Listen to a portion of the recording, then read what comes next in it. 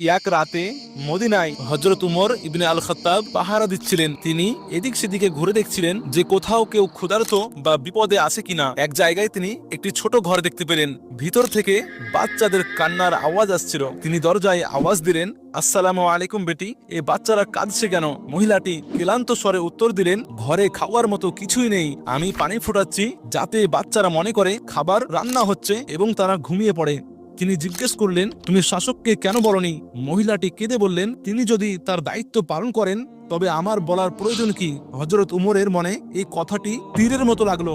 তিনি সঙ্গে সঙ্গে বাইতুল মালে গেলেন, এক বস্তা আটা, ঘি এবং কিছু খাবার নিলেন। তার সঙ্গীরা সাহায্য করতে চাইলে তিনি বলেন, কিয়ামতের দিন কি তুমি আমার পাপের বোঝা বইবে? এটা আমি নিজেই বহন করব। তিনি রাতের অন্ধকারে কাঁধে বস্তা নিয়ে চললেন, ঘরে পৌঁছালেন, চুলা জ্বালালেন এবং নিজের হাতে রুটি বানিয়ে বাচ্চাদের খাওয়ালেন। যখন বাচ্চারা হাসতে হাসতে ঘুমিয়ে পড়ল, তখন তিনি বাইরে চুপ